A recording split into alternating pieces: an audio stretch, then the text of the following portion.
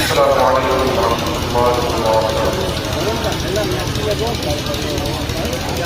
الحمد لله رب العالمين والعاقبة للمتقين والصلاة والسلام على سيد الأنبياء والمرسلين محمد الأمين وعلى آله وأصحابه أجمعين.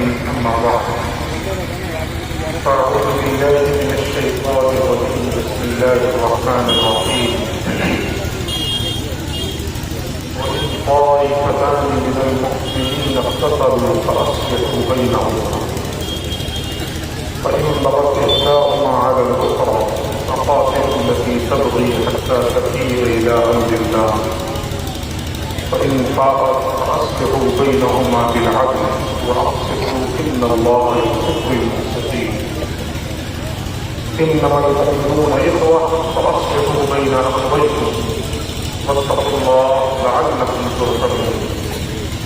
يا أيها الذين آمنوا لا يسخر قوم من قوم عسى أن يكونوا خيرا منهم ولا نساء من نساء عسى أن يكن خيرا منهن ولا تلمزوا أنفسكم ولا تنابزوا بالألقاب بئس الاسم الفسوق بعد الإيمان ومن لم يتب فأولئك هم الظالمون. يا أيها الذين آمنوا اجتنبوا كثيرا من الظن إن بعض الظن إثم ولا تجسسوا ولا يغتب بعضكم بعضا أيحب أحدكم أن يأكل لحم أخيه ميتا فكرهتموه واتقوا الله إن الله تواب رحيم. آمنت بالله ورسوله صدق الله مولانا العلي العظيم وصدق رسوله النبي الأمين الكريم ونحن على ذلك لمن الشاهدين والشاكرين والحمد لله رب العالمين. درود شریف پڑھیں. اللهم صل على سيدنا وحبيبنا ومولانا محمد وعلى آل محمد بعدد كل نفسه وجماله وبارك وسلم. والصلاة والسلام عليك يا رسول الله وعلى آلك وأصحابك يا سيدي يا حبيب الله صلى الله تعالى عليه وسلم. آج کی اس پرو کی زینت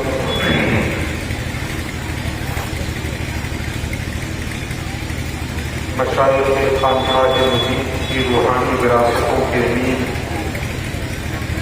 حضرت الشاہ سید منہاج میاں مجیبی دعوت برکاتہ القدسیہ، ان کی اجازت سے میں چند لمحے آپ سے گفتگو کی سعادتیں حاصل کروں گا. انتہائی منکسر مزاج شخصیت ہے، انتہائی متواتر، جو ہمارے مشائخ کی پہچان رہی ہے، جو ہمارے مشائخ کی صفات رہی، جس کو ہم نے کتابوں میں پڑھا. خانقاہ مجیبیہ تشریف لے جائیں، اس خانقاہ کے ایک ایک فرد کے اندر وہ صفات بدل گئے اثر آپ پائیں. میں جب بھی گیا تو حضرت خود ضیافت کے لیے تشریف لائے، خود سے اہتمام فرمایا، کھانے پینے کا انتظام فرمایا، خود دسترخوان کے شریک ہوئے تھا. موجودہ زمانے میں یہ بہت بڑی بات ہے.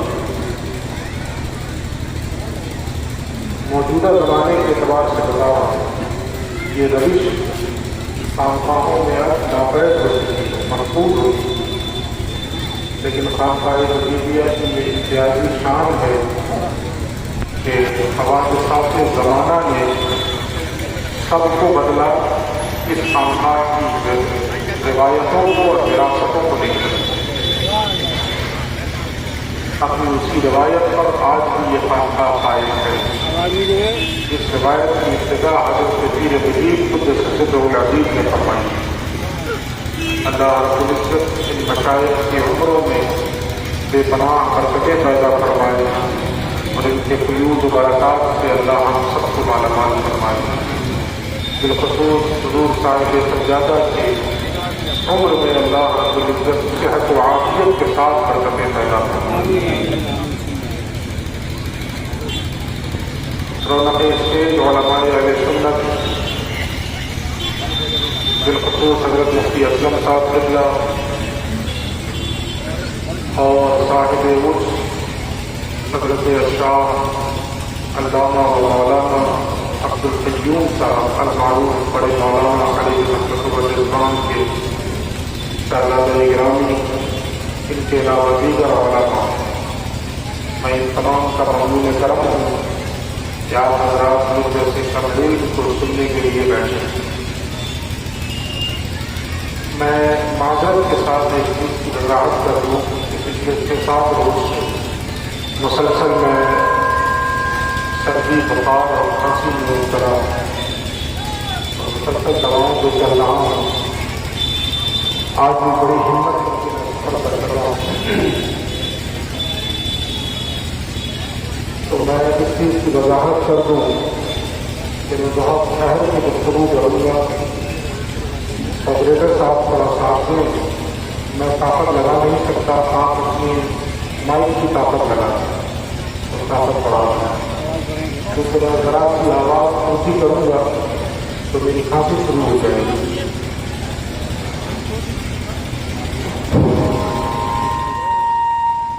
آواز زیادہ کر دیں اور اس کو تھوڑا ختم کر دیں، بالکل کلیئر کر دیں، آواز بالکل سادہ آواز رکھیں۔ نعت خوانی کے لیے اوپر وغیرہ کی ضرورت پڑتی ہے آواز کو مترنم بنانے کے لیے، لیکن تقریر میں تو آواز جتنی سادہ ہو وہ زیادہ بہتر ہے تاکہ سامعین تک باتیں کلیئر پہنچ جائیں۔ تو تھوڑی سی گزارش مائک والے سے بھی رہے گی کہ آپ میرا ساتھ دیں۔ میں چونکہ قوت نہیں لگا سکتا ہوں، کھانسی شروع ہو جائے گی اور پھر ایک بار شروع ہوئی تو بولنا مشکل ہو جائے گا۔ آپ ذرا دعا فرما دیں۔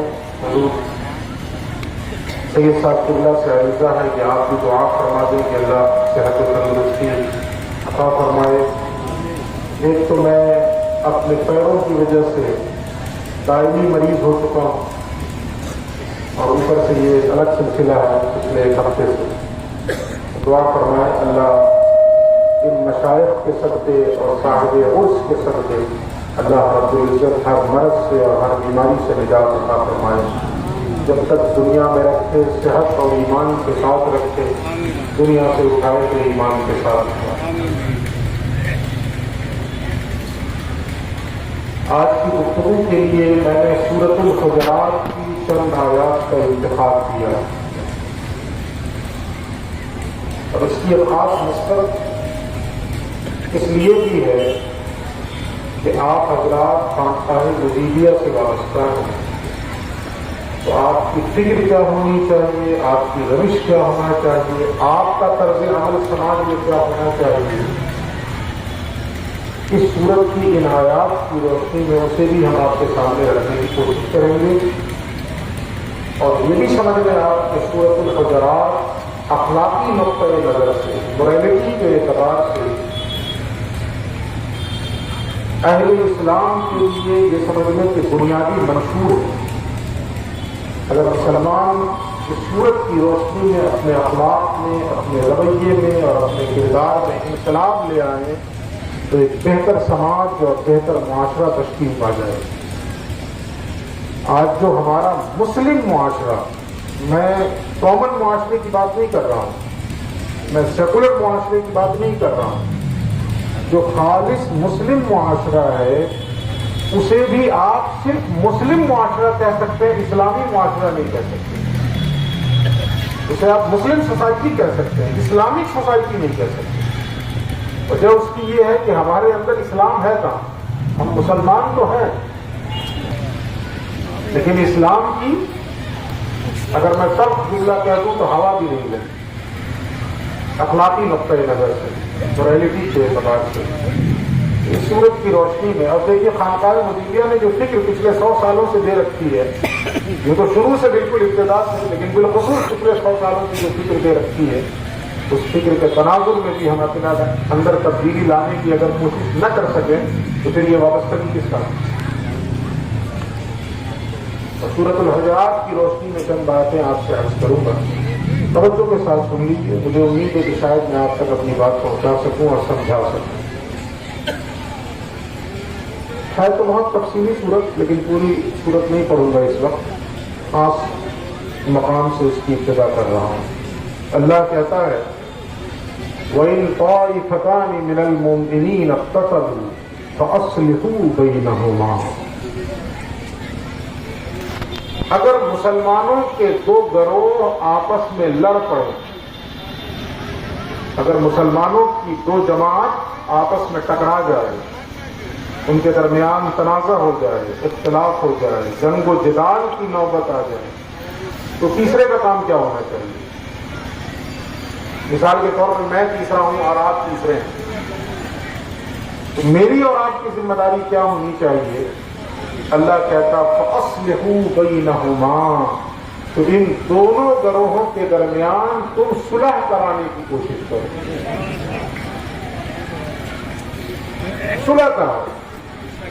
لیکن ہمارا رویہ بالکل اس کے الٹ ہو گیا، بجائے صلح کرانے کے ہم کسی ایک جانب ہو جاتے ہیں اور اس فتنے کو ہوا دینے کی کوشش کرنے لگ جاتے ہیں، اس جھگڑے کو بھڑکانے لگ جاتے ہیں۔ بچپن میں ہم لوگوں کو ایک قصہ سنایا جاتا تھا، مجھے نہیں پتا کتنا اوتھینٹک ہے یہ اور کتنی سچائی ہے۔ مفتی اسلم صاحب قبلہ بڑے جلیل القدر عالم ہیں، مستند عالم ہیں آپ کے علاقے کے، یہ بہتر رہنمائی فرمائیں گے۔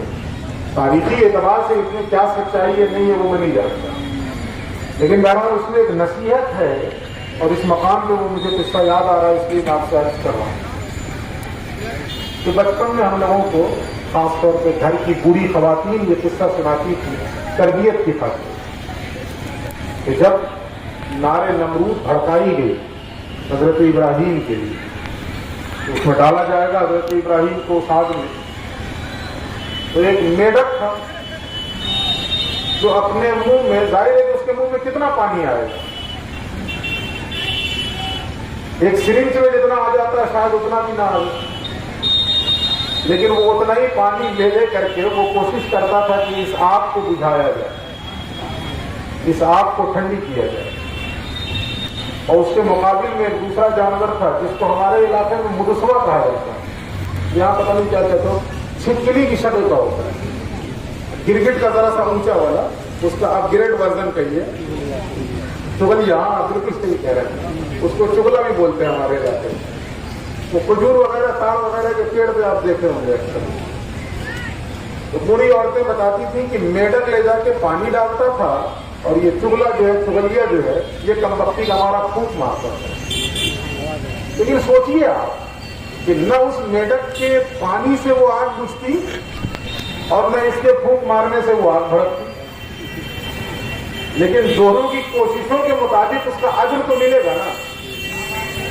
اللہ کے یہاں نتیجہ نہیں دیکھا جاتا، کوشش دیکھی جاتی ہے، نتیجہ نہیں دیکھا جاتا۔ اللہ کی سنت یہی ہے، اللہ کا اصول اور ضابطہ یہی ہے کہ تم نے کوشش کی، ہم تمہیں اجر دے دیں گے۔ تمہاری کوشش نتیجہ خیز ثابت ہوئی کہ نہیں ہوئی اس سے غرض نہیں ہے۔ جیسے مثال کے طور پہ ایک شخص حج کے لیے نکلے اور راستے میں انتقال کر جائے، کوشش اس نے کی، حج کو تو نہیں پہنچ سکا، راستے میں انتقال کر گیا، کل قیامت میں اٹھایا جائے گا تو پوچھئے مفتی صاحب قبلہ سے، حاجیوں کی صف میں اٹھایا جائے گا، حاجیوں کے زمرے میں اٹھایا جائے گا۔ کیوں؟ اس لیے کہ اللہ کی سنت ہے کہ وہ بندوں کی کوششوں پہ اجر و ثواب مرتب فرما دیتا ہے۔ تو بندے نے کوشش کی، اس کو اجر مل گیا۔ اب یہ دونوں کا طرز عمل ہے، حالانکہ دونوں کی کوشش سے کچھ ہونا جانا نہیں ہے، لیکن اس کی نیت کے مطابق اور اس کی کوشش کے مطابق اجر و ثواب ضرور مرتب ہوتا ہے۔ تو ہم اپنی زندگیوں کا جائزہ لیں کہ کبھی ہمارے سماج کے اندر دو مسلمان میں فردن فردن یا دو گروہ میں اجتماعی طور پر کبھی تنازع پیدا ہو جائے، ٹکراؤ ہو جائے، جنگ و جدال کی نوبت آ جائے، تو ہمارا رویہ میڈک والا ہوتا ہے یا اس چغلیے والا ہوتا ہے، یہ ہم سب کو اپنا اپنا محاسبہ کرنا ہے۔ اب یہ کمیٹی کے ذمہ دار لوگ ذرا فوراً کم کہیں مارنے کے لیے، ہمارے عجیب صورتحال ہے ہمارے یہاں لوگوں میں۔ آپ غیر ملکوں میں چلے جائیں تو ہارن بجانا قانوناً جرم ہے، اگر آپ چلتی ہوئی سڑک پر ہارن بجا دیں گے تو سامنے والی گاڑیاں کھڑی ہو جائیں گی. کوئی حادثہ ہو گیا جبھی ہارن بجایا. اس کو کسی چیز کی ضرورت درپیش آ گئی اس لیے اس نے ہارن بجایا. اور ہمارے یہاں تو کوشش یہ ہوتی ہے کہ اینٹ رکھ دو اسی پہ اور وہ بجتا ہے. ایسی حالت. تو کمیٹی کے جو ذمہ دار ہوں گے وہ ان سے تھوڑی سی ریکویسٹ کریں گے کہ بھائی ہارن نہ بجاؤ, گزرو لائٹ وائٹ دے کر کے کسی طریقے سے. تو ہماری ذمہ داری کیا؟ دیکھیے یہی فکر خانقاہ مجیدیہ کی ہے جی. اور بلکہ اسی فکر کے خلاف تو لوگ کھڑے ہو گئے. جو اکبر الہ آبادی کا شعر مجھے یاد آتا ہے کہ رپٹ لکھوائی ہے لوگوں نے جا جا کر کے تھانے میں کہ اکبر نام لیتا ہے خدا کا اس زمانے میں. اسی لیے کھڑے ہو گئے کہ آپ صلح کی بات کر رہے ہیں, لوگ مخالفت میں ہوتا ہے. یہ فکر تھی کہ مسلمانوں کے دو گروہوں میں اگر تنازع پیدا ہو جائے اللہ کا حکم ہے فاصلحوا بینہما, ان کے درمیان صلح کرا. ہوا مت دو اور جھگڑے, فتنہ و فساد کو ہوا نہ دو اور بھڑکاؤ نہیں, بلکہ اس آگ کو ٹھنڈی کرنے کی کوشش کرو. فاصلحوا بینہما سب سے پہلا حکم. یہاں پہ ایک حدیث سن لیجیے. اللہ کے نبی منبر پہ خطبہ دینے کے لیے کھڑے ہوئے, تو سامنے حضرت امام حسن. حضور کبھی امام حسن کے چہرے کو دیکھتے اور کبھی مجمع عام کو دیکھتے. کبھی آپ کی نگاہ اتفاق امام حسن کی طرف اٹھتی اور کبھی مجمع عام کی طرف اٹھتی. متعدد مرتبہ یہ ہوا, کبھی انہیں دیکھا, کبھی مجمع کو دیکھا, کبھی انہیں دیکھا, کبھی مجمع کو دیکھا, اور پھر اہل مجمع کو مخاطب کر کے فرمایا میرا یہ بیٹا سردار ہے. ان ابنی ھذا سید, میرا یہ بیٹا سردار ہے. اللہ تعالی ایک دن آنے والا ہے کہ اسی بیٹے سردار کی وجہ سے اللہ رب العزت مسلمانوں کے دو بڑے گروہوں میں صلح فرمائے. چنانچہ نتیجہ نکلا, دنیا نے دیکھا. ایک دور ایسا بھی آیا کہ مسلمانوں کے دو گروہوں میں جب انتشار ہوا اور تنازع ہوا, جنگ و جدال کی نوبت آئی, اس میں حضور کے ارشاد کے مطابق اور اس بشارت کے مطابق امام حسن نے بڑھ کے صلح کروائی.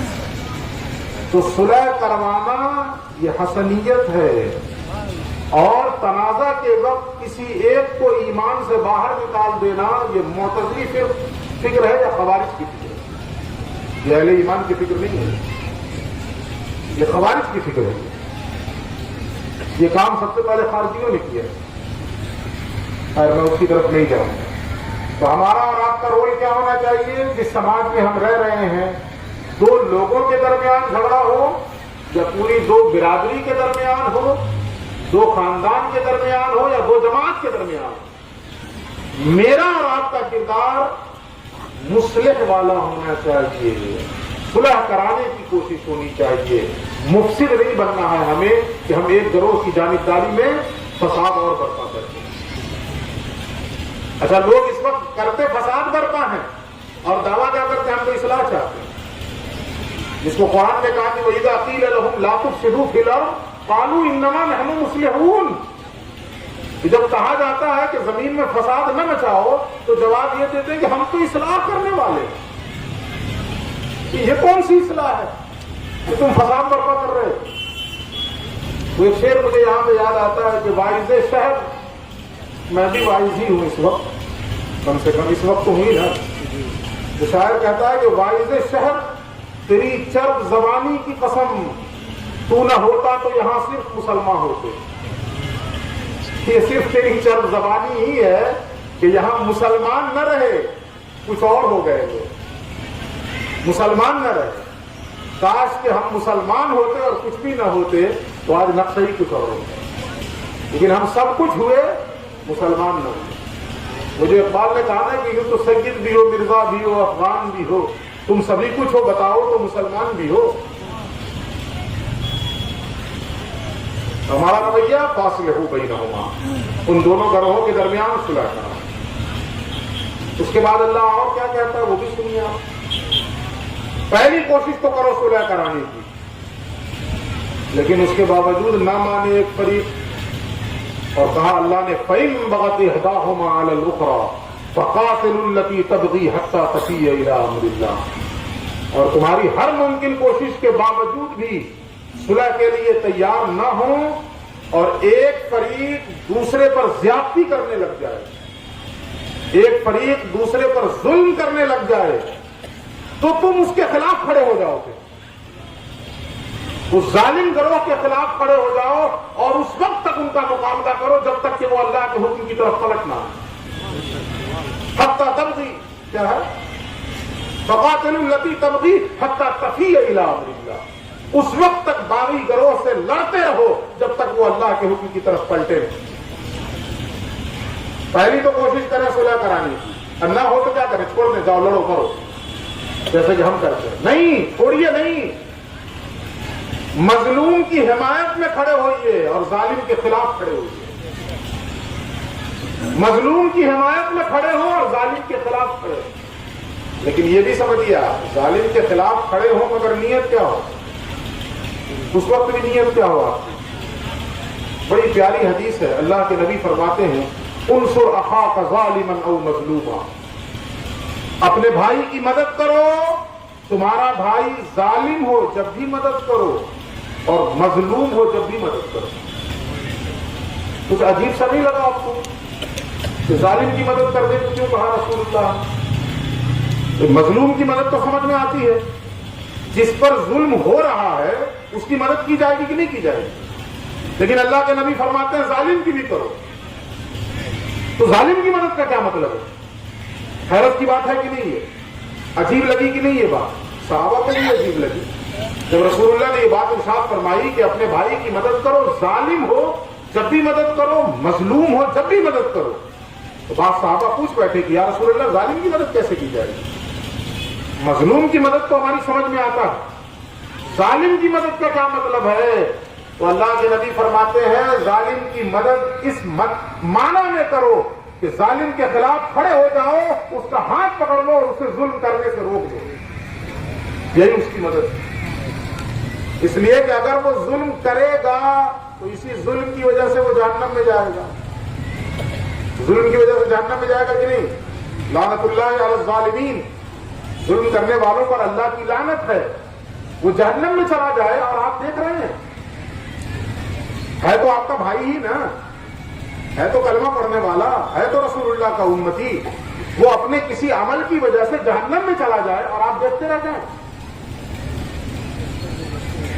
اللہ کے نبی کا طرز عمل یہ ہے، ایک یہودی کا جنازہ گزرا تو آپ کی آنکھوں میں آنسو چھلک گئے۔ پوچھنے والے نے پوچھ دیا کہ یا رسول اللہ وہ تو یہودی تھا، پھر آپ کی آنکھوں میں آنسو کیسے؟ تو پیغمبر ارشاد فرماتے ہیں میرے ہوتے ہوئے ایک شخص جہنم میں چلا گیا اور میں اسے بچا نہیں سکا، اس کا مجھے ملال، اس ملال کے مارے میری آنکھوں میں آنسو چھلک گئے، میرے ہوتے ہوئے چلا گیا اور میں اسے بچا نہیں سکا۔ وہ یہودی کے لیے رو پڑے اور ہمارا اپنا بھائی رسول اللہ کا امتی اگر کسی پر ظلم کرنے کی وجہ سے جہنم میں چلا جائے تو ہمارے لیے افسوس کا مقام ہے کہ نہیں ہے؟ ہمارے لیے دکھ کی بات ہے کہ نہیں ہے؟ تو حضور کے فرمان کا یہی مطلب ہے کہ ظالم بھی ہو تمہارا بھائی تو مدد کرو، اس کا مطلب یہ ہے کہ اس کے سامنے کھڑے ہو جاؤ کہ میں تمہیں ظلم نہیں کرنے دوں گا، پکڑ لو اس کے دونوں ہاتھوں کو۔ آپ نے اسے ظلم سے روک دیا تو آپ نے اس کی مدد کر دی نا، وہ جہنم میں جانے سے بچ گیا تو مدد ہوئی کہ نہیں اس کی؟ بھلے دنیاوی اعتبار سے اسے کچھ نقصان ہو گیا ہو، آپ کے کھڑے ہونے کی وجہ سے وہ سامنے والے کی زمین ہڑپ سکتا تھا، نہیں ہڑپ سکا، لیکن دنیا تو چند روزہ ہے نا، حقیقت میں دیکھا جائے تو آپ نے اس کی مدد کر دی۔ تو پیغمبر کے فرمان کا یہی مطلب ہے، اور اللہ رب العزت نے بھی یہی کہا کہ پہلی کوشش تو کرو کہ دونوں گروہوں میں صلح کراؤ، لیکن صلح کے لیے تیار نہ ہو تو جو باغی گروہ ہو، جو زیادتی کر رہا ہو، جو ظلم کر رہا ہو، اس کے خلاف کھڑے ہو جائے اور اس وقت تک کھڑے رہو جب تک وہ اپنے ظلم سے باز نہ آ جائے، اللہ کے حکم کی طرف پلٹ نہ جائے۔ لیکن پھر آگے کیا کہا اللہ نے؟ پھر سنی فَإِنْ فَاتَ، اب اگر وہ پلٹ آئے، تم کھڑے ہوئے اور پلٹ آئے وہ کہ ٹھیک ہے جی ہم سے غلطی ہو گئی، اب ہم واپس ہوتے ہیں، ہمارا جو دعویٰ تھا اس زمین پہ ہم دعویٰ چھوڑتے ہیں۔ ایسا ہوتا ہے کہ نہیں ہمارے سماج میں اور ہمارے معاشرے میں؟ اب اس کے بعد کیا ہونا چاہیے؟ اب اس کے بعد ہمارا رویہ کیا ہوتا ہے؟ اب ہیکڑی نکل گئی، اب اوقات سمجھ میں آئی، یہ ہم بولنے لگ جاتے ہیں. پھر اس کا نتیجہ کیا نکلتا ہے؟ ایک آدمی جو واپس آیا، جو مین ایکیوزڈ تھا، جو مین مدعی تھا، وہ پلٹ گیا، تو بجائے اس کے کہ ہم نرم رویہ اپنا کر اس معاملے کو حل کرتے، ہم اس پر کان و تسبیح کے تیر چلاتے. ہم کہتے سمجھ میں آیا نا، میرے کھڑے ہونے سے تمہیں اپنی اوقات کا اندازہ لگ گیا نا. اب نتیجہ یہ ہوتا کہ وہ تو چپ بیٹھا رہتا، اس کا بیٹا کھڑا ہو جائے، تو پھر لڑائی شروع ہو جاتی. اللہ کہتا فَإِن فَاقَ، پس اگر وہ پلٹ آئے، فَأَصْلِحُوا بَيْنَهُمَا بِالْعَدْلِ، پھر اللہ رب العزت نے کہا جو ہی پلٹے تو پھر انصاف کے ساتھ دونوں کے درمیان پھر صلح کراؤ. کوئی کان و تشبیہ نہیں، کوئی تیر نہ چلاؤ، کوئی نیچا دکھانے کی کوشش نہ کرو، بلکہ جو ہی پلٹے اسے اپنی غلطی کا احساس ہوا. دیکھیے بندہ جب اللہ کے حضور پلٹتا ہے تو اللہ رب العزت اسے پچھلی زندگی یاد دلاتا ہے.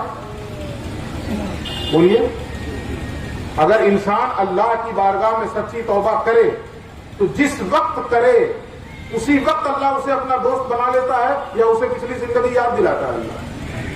اللہ یاد نہیں دلاتا، نہیں، بلکہ انسان اگر اللہ کی بارگاہ میں توبہ کرے اور ایک آنسو ندامت کے گرا دے تو اس کی شان کیا ہے؟ علامہ اقبال کہتے ہیں کہ موتی سمجھ کے شان کریمی نے چن لیے، موتی سمجھ کے شان کریمی نے چن لیے، قطرے جو تھے میرے عرق انفعال کے، گناہوں پر ندامت کی وجہ سے جو میری آنکھ سے آنسو گرے، پروردگار کی شان کریمی نے ان آنسوؤں کو موتی سمجھ کر چن لیے. تو جب اللہ پچھلی زندگی یاد نہیں دلاتا ہے تو ہمیں یہ کہاں زیب دیتا ہے کہ کوئی شخص اگر پلٹ آئے اور اپنے گناہوں سے رجوع کر لے تو ہم اسے پچھلی زندگی یاد دلائیں؟ نہیں، جیسے ہی پلٹے اللہ کہتا فَإِن فَاقَ، جیسے ہی وہ پلٹے فَأَصْلِحُوا بَيْنَهُمَا بِالْعَدْلِ، تو انصاف کے ساتھ پھر دونوں کے درمیان صلح کراؤ. اور پھر آگے کہا وَأَقْسِطُوا، انصاف قائم کرو، انصاف قائم کرو. کسی ایک کی طرف مت جھکنا ابھی بھی کہ یہ تو ہماری بات پہلے ہی سے مان رہا تھا، یہ تو مجبوری میں مانا. اکثر ہوتا ہے کہ نہیں ہوتا ہے کہ جو پنچ پرمیشور ہوتے ہیں آج کے زمانے میں، وہ پھر جھکاؤ کے ساتھ فیصلہ کرتے ہیں کہ یہ فریق تو پہلے سے ہماری بات مان رہا تھا، یہ تو مجبوری میں مانا ہے، یہ تو ڈر سے مانا ہے. اب نتیجہ یہ ہوتا ہے کہ کچھ نہ کچھ پلڑا اس کی طرف جھک گیا. نہیں، اللہ فرماتا واقعی اب بھی تمہیں اس بات کا خیال رکھنا ہے کہ انصاف کے ساتھ فیصلہ کرو. ان اللہ یحب المقسطین، اللہ انصاف کرنے والوں کو پسند فرماتا ہے، مقسطین کو اللہ پسند فرماتا ہے. اور حدیث میں آتا ہے کہ جو دنیا میں انصاف کرنے والے لوگ ہوں گے کل قیامت کے دن اللہ رب العزت کے سامنے نور کے ممبروں پہ بٹھائے جائیں گے. نور کے ممبروں پہ انہیں بٹھایا جائے گا جنہوں نے دنیا میں انصاف کیا ہو. اور اسی آیت کے ضمن میں تفسیر ابن کثیر میں لکھا گیا، یہ حدیث لائی گئی ہے کہ نور کے ممبروں پہ انہیں بٹھایا جائے گا. اور ایک حدیث میں آتا ہے کہ لؤلؤ اور مرجان کے ممبروں پہ انہیں بٹھایا جائے گا جو لوگ دنیا میں انصاف کرنے والے ہیں. تو ہماری ذمہ داری کیا بنتی ہے؟ انصاف کرنا. پھر آئیے اگلی آیت کیا ہے؟ انما المؤمنون اخوہ. بہت ذرا کان کھول کر سنیے اس آیت کو. ہم لوگوں کی تو برادری الگ ہو جائے تو بھائی ماننے کو تیار نہیں، اور اللہ کہتا ہے تمام کے تمام مومن آپس میں بھائی بھائی، تمام کے تمام مومن آپس میں بھائی بھائی ہے. جو بھی کلمہ شریک ہے، جو لا الہ الا اللہ محمد الرسول اللہ کا اقراری ہے، اس کلمے کے لوازمات کے ساتھ، یہ میں جملہ ایڈ کر رہا ہوں، اس کلمے کے لوازمات کے ساتھ، جو بھی اس کلمے کے لوازمات ہیں، اس میں یعنی یہ سمجھ لیجئے کہ ضروریات دین اور ضروریات اہل سنت، جو ان لوازمات کے ساتھ اس کلمے کا اقراری ہے وہ ہمارا بھائی ہے. انما المؤمنون اخوہ، تمام کے تمام مومن آپس میں بھائی بھائی ہیں. اچھا جب بھائی مان لیا تو پھر کیا کیجیے؟ بھائی جب مان لیا تو پھر کیا ہونا چاہیے؟ اچھا کوئی ہے ایسا جو یہ کہے کہ نہیں میں نہیں مانتا بھائی، اس کا ایمان بچے گا؟ اس لیے کہ یہ اللہ کی آیت ہے، یہ قرآن کی بات ہے یہ، اور قرآن کی کسی ایک نقطے کا بھی کسی نے انکار کر دیا تو ایمان سے گیا کہ نہیں؟ اللہ کہہ رہا ہے کہ تمام کے تمام مومن آپس میں بھائی بھائی. اور ہم کیا کہتے ہیں؟ نہیں جی سب کچھ ٹھیک ہے لیکن ہم اس کو بھائی نہیں مانیں گے. یہ بولتے ہیں کہ نہیں بولتے ہیں؟ ذرا سوچیے رک کر کے کہ کتنی بڑی بات بول رہے ہیں اور اس کا نتیجہ کیا نکلے گا. وہ جو کہا جاتا ہے کہ بات نکلے گی تو پھر دور تلک جائے گی، یہ کتنی دور جائے گی یہ؟ تو ہم اس قسم کی باتیں کر جاتے ہیں کہ ہم کیسے اس کو بھائی مان لیں گے؟ وہ ہماری برادری کا، وہ نیچ ذات کا، وہ فلاں ذات کا، وہ ڈھکا ذات کا. انا للہ و انا الیہ. ابھی تو نیچ ذات کا کہیں گے، اچھا وہی نیچ ذات والا ریزرویشن پا جائے گا تو پھر کہیں گے یہ دیکھو ان لوگوں کے مزے. بولتے ہیں کہ نہیں بولتے ہیں؟ انہی لوگوں کے مزے ہیں تو ریزرویشن پا جاتا ہے، تو نوکری پا جاتا ہے. انہی لوگوں کی ہے. اللہ کہہ رہا ہے تمام کے تمام مومن آپس میں بھائی بھائی ہیں. تو ماننا ہے کہ نہیں؟ ماننا ہے نا. تو ماننا ہے تو پھر کرنا کیا؟ اگلا مرحلہ اپنے بھائی کی مدد کرو. پہلے بھی حدیث سنا چکا ہوں، اب دوسری حدیث پھر سن لیجیے. اللہ کے نبی فرماتے ہیں واللہ فی عون العبد ما کان العبد فی عون اخیہ. آج ہم نے کہا ہر شخص یہ دعا کرتا ہے پھر ساتھ میں کہتا اللہ کی مدد نہیں آ رہی ہے. کہتے ہیں کہ نہیں کہتے ہیں؟ ابھی جنگ چل رہی ہے فلسطین کے اندر، دنیا کے کوشے کوشے سے مسلمان دعا کر رہا ہے اور اس کے بعد کہتا ہے اللہ کی مدد نہیں آ رہی. کہہ رہے ہیں کہ نہیں کہہ رہے؟ اللہ کی مدد نہیں آ رہی. ذرا اس حدیث کے آئینے میں اپنا چہرہ دیکھیں. پیغمبر فرماتے ہیں واللہ فی عون العبد ما کان العبد فی عون اخیہ. مطلب یہ ہے، نبی کا فرمان یہ ہے کہ جب تک بندہ اپنے بھائی کی مدد کرتا رہتا ہے اس وقت تک اللہ رب العزت اس بندے کی مدد فرماتا ہے. سبحان اللہ. جب تک بندہ اپنے بھائی کی مدد کرتا رہتا ہے اس وقت تک اللہ اس بندے کی مدد فرماتا رہتا ہے. اب اگر ہم یہ کہتے ہیں کہ اللہ کی مدد ہم سے روٹ گئی ہے تو شکوہ نہ کیجیے اللہ کی بارگاہ میں. ذرا اپنی زندگی میں جھانک کر دیکھیے کہ ہم اپنے بھائیوں کی مدد کرنے سے ہاتھ تو نہیں روک رکھے ہیں. اگر ہم نے اپنی زندگی میں اپنے بھائیوں کی مدد سے ہاتھ روک لیے ہیں تو اللہ کی مدد بھی ہم سے روکی رہے گی. اور جس دن ہم نے اپنے بھائیوں کے لیے اپنی جانب سے مدد کا ہاتھ بڑھایا، ادھر ہم نے مدد کا ہاتھ بڑھایا ادھر اللہ کا دست قدرت ہماری مدد فرمائے. بشرطے کہ پہلے ہم مدد کریں. پہلے ادھر سے لائیے نا. ہم لوگ سوچتے ہیں کہ پہلے ادھر سے ہو. تما تدین و تدان یہ ضابطہ ہے، جیسا کرو گے ویسا پاؤ گے. ہے یا نہیں ضابطہ یہ؟ تو اللہ کے نبی نے فرمایا کہ جب تک بندہ اپنے بھائی کی مدد میں رہتا ہے اللہ رب العزت اس وقت تک اس بندے کی مدد فرماتا ہے. ایک اور حدیث یہاں پہ سن لیجیے پھر آگے بڑھو.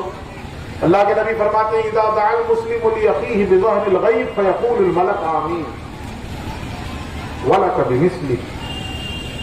بھائی مان لیا نا، قرآن کی آیت ہے نا انما المؤمنون اخوہ. تمام کے تمام مومن آپس میں بھائی بھائی ہیں. کہ خالی سرجا پوری مسلم بھائی ہے اور سرجا پوری نہیں ہے تو بھائی نہیں ہے؟ بولیے ذرا ایمانداری سے. ہے نا بھائی؟ شرق سے لے کے غرب تک اور شمال سے لے کے جنوب تک جو بھی توحید اور رسالت کا قائل ہے وہ بھائی ہے، وہ ہمارا بھائی ہے. وہ کوئی بھی ہو، کالا ہو، گورا ہو، نیلا ہو، پیلا ہو، عربی ہو، اجمی ہو، کوئی بھی ہو ہمارا بھائی ہے. تو جب مان لیا بھائی تو اب ذرا حدیث پیغمبر فرماتے ہیں جب کوئی مسلمان اپنے بھائی کے لیے اس کے پیٹھ کے پیچھے دعا کرتا ہے، غور سے سنیے گا، جب کوئی مسلمان، ادھر توجہ رکھیے، وہ کوئی بہت اہم چیز نہیں ہے، وہ پچھلے سال بھی ہے، اس سے پہلے والے سال بھی ہوا ہے اور ہوتا کچھ بھی نہیں ہے، کچھ بھی نہیں ہوتا. یاد رکھیے گا. ہم لوگ اشرفیہ میں پڑھے تو میں اکثر سنا دیتا ہوں جب اس طرح کی باتیں ہوتی ہیں تو یہ قصہ سنا دیتا ہوں کہ ہوتا یہ تھا کہ گھنٹی لگی، چھٹی ہوئی. چھٹی کیا مطلب؟ ایک گھنٹی کے بعد دوسری گھنٹی میں کچھ وقفہ، بچے آئے ہاسٹل میں کتاب کا چینج کرنے کے لیے. تو کچھ بچے ہر جگہ ایسے ہوتے ہیں. تو ایک دو بچہ کیا کرتا ہے کہ تھوک پھینک کر کے نیچے اور 3 بچے اس کو گھیر کے کھڑے ہو جاتے، اس تھوک کو دیکھنے لگتے. اور پھر اس کے بعد تھوڑی دیر میں 25-50 بچوں کی بھیڑ لگ جاتی اور وہ تینوں نکل کے بھاگ جاتے. جو ٹھیکا ہوتا تھا وہ بھاگ جاتا اور یہ 50 بیٹھ کے ارسطو بن کے اس پر ریسرچ کر رہے ہوتے کہ یہ ہے کیا. بھلے آدمی کچھ نہیں، وہ تھوک ہے. بہت زیادہ ریسرچ کرنے تو بچات لو. تو یہ سب جو ہوتا ہے نا یہ شور شرابہ یہ کچھ بھی نہیں ہوتا ہے, اس کی کوئی حقیقت نہیں ہوتی ہے. آپ جا کے پتا کریے گا معلوم ہو کچھ نہیں, اس لیے اس پر توجہ نہیں دیجیے. آپ جو وہ لوگ خوش نصیب ہیں جو اس پنڈال کے اندر جمع ہیں, اللہ کا ذکر سننے کے لیے آئے ہیں. جو میلہ دیکھنے آئے ہیں وہ میلہ دیکھیں گے چلے جائیں گے, کچھ لے کے نہیں جائیں گے. اللہ کی طرف سے انہیں کچھ نہیں ملنے والا. آپ یہاں جمع ہو گئے, یہاں ذکر کی مجلس سجی ہوئی ہے, آپ کے دامن میں اللہ رب العزت گوہر مراد ڈال رہا. بھلے آپ کو سمجھ میں نہ آگے دکھے نا, لیکن گوہر مراد آپ کے دامن میں بھرا جا رہا ہے. ادھر توجہ ہے. حدیث سنیں غور سے. اللہ کے نبی فرماتے ہیں جب کوئی مسلمان اپنے بھائی کے لیے اس کے پیٹھ کے پیچھے دعا کرے, سامنے نہیں بلکہ بولیے نا, ذرا بولیے اونچی آواز میں, پیٹھ کے پیچھے دعا کرے. یہ قید کیوں لگائی رسول اللہ نے؟ دیکھیے سامنے اگر دعا کی جائے تو ممکن ہے کہ سامنے والے کا دل رکھنے کے لیے کی جا رہی ہے. ممکن ہے یا نہیں بھئی؟ آپ نے ہم سے کہا کہ دعا کر دیجیے, ہم نے کہا اللہ آپ کا بھلا کرے, تو یہ بھی تو ہو سکتا ہے کہ میں دل سے نہیں صرف دل رکھنے کے لیے بول رہا ہوں. لیکن آپ نے یہاں کہاں دعا کرنے کے لیے, اور ہم گھر پہنچ کر کے فجر کی نماز کے بعد کہیں کہ یا اللہ ایک شخص نے دعا کی گزارش کی تھی, پروردگار تو علیم و خبیر ہے, اس کی جو بھی حاجت ہو پوری فرما دے. اب جو غائبانے میں دعا ہو رہی ہے وہ دل رکھنے کے لیے نہیں, دل سے ہو رہی ہے. یہ فرق سمجھ میں آیا کہ نہیں آیا؟ تو پیغمبر فرماتے ہیں جب کوئی مسلمان اپنے بھائی کے لیے اس کے پیٹھ کے پیچھے دعا کرتا ہے فَيَقُولُ الْمَلَكُ آمین, تو فرشتہ اس دعا پر آمین کہتا ہے. فرشتہ اس دعا پہ آمین کہتا ہے. آپ کے امام صاحب دعا کرتے ہیں تو آپ لوگ آمین کہتے ہیں نا جی, سمجھ میں آوے یا نہ آوے آمین کہتے رہتے ہیں کہ نہیں کہتے رہتے؟ امام صاحب تو عربی میں مانگ رہے ہوتے ہیں عام طور سے, اور آپ بیچ بیچ میں آمین آمین بولتے رہتے ہیں. تو اس کا مطلب یہی ہوتا ہے, آمین کا مطلب یہی ہوتا ہے کہ یا اللہ جو مانگا امام صاحب نے وہ عطا فرما دے. یہی آمین کا مطلب ہے. لیکن میں یا آپ اپنے امام کی دعا پر آمین کہہ رہے ہیں تو میرے آمین کہنے کی وجہ سے ضروری ہے کہ اللہ قبول فرمائی لے. میری زبان گندی, میرا وجود ناپاک, ہم سر سے پیر تک گناہوں میں ڈوبے ہوئے, لیکن فرشتہ تو معصوم ہے نا, اس کا تو وجود پاک ہے نا, اس کی تو زبان مبارک ہے نا. اگر کسی دعا پہ فرشتہ آمین کہے تو قوی امکان ہے کہ وہ دعا قبول ہو, رد نہیں کی جائے گی وہ دعا. وہ معصوم ہے فرشتہ, مبارک وجود ہے فرشتے کا, نوری وجود ہے اس فرشتے کا, اس نے آمین کہا. لیکن اب سوال یہ پیدا ہوتا ہے کہ ہم نے دعا بھی کی اور فرشتے نے آمین بھی کہا, دعا قبول بھی ہو گئی, تو بھائی کو ملا, مجھے کیا ملا؟ اپنے یہاں کی ایک کہاوت ہے کہ بیل پکا تو کوے کے باپ کا کیا. بیل سمجھتے ہیں نا, بیل گرمی میں جس کا شربت بناتے ہیں کیا بولتے ہیں آپ؟ بیل ہی بولتے ہیں نا. تب تو آپ لوگ ایسا لگ رہا ہے کہ امریکہ میں بیٹھے ہوئے, آپ لوگ بھی تو بیل ہی بولتے ہیں نا. تو بیل اگر کہاوت ہے کہ بیل پکا تو کوے کے باپ کا کیا, مطلب کیا؟ اگر بیل پک جائے تو کیا کوا چونچ مارے تو اس میں سے کھا لے گا؟ تو جو بیل کی جو کھوپڑی ہوتی ہے اس کے چونچ کو توڑ دے گی, اس کا چونچ کھوپڑی کو نہیں توڑ پائے گا, زیادہ مارے گا تو اس کی چونچ ٹوٹ جائے گی. تو امرود تو ہے نہیں چونچ مار کے کھا لے, بیل ہے. تو سوال یہ پیدا ہوتا ہے کہ ہم نے دعا کی, فرشتے نے آمین کہا, دعا قبول بھی ہو گئی, بھائی کو مل بھی گیا, ہمیں کیا ملا؟ حدیث مکمل نہیں ہوئی ہے, آگے ایک ٹکڑا موجود ہے. وَلَكَ بِمِثْلِهِ, اللہ کے نبی فرماتے ہیں کہ فرشتہ صرف آمین ہی نہیں کہتا ہے, آمین کے بعد بھی کچھ کہتا ہے. اور کیا کہتا ہے؟ آمین کے بعد فرشتہ کہتا ہے کہ یہ پروردگار اب ہم دعا کرتے ہیں کہ جو چیز اس نے اپنے بھائی کے لیے مانگی ہے وہی چیز تو اسے بھی عطا فرما. سبحان اللہ. اگر اس نے اپنے بھائی کے لیے صحت مانگی تو مولا اسے بھی صحت دے. اگر اس نے اپنے بھائی کے لیے اولاد مانگی تو مولا اسے بھی اولاد عطا فرما. ہم لوگ اپنے بھائی کی ناکامی مانگتے ہیں تو فرشتہ ہمارے لیے بھی ناکامی مانگ دیتا, جاؤ دونوں ٹہلو. یہی ہو رہا ہے کہ نہیں؟ اپنے لیے نہیں مانگتے.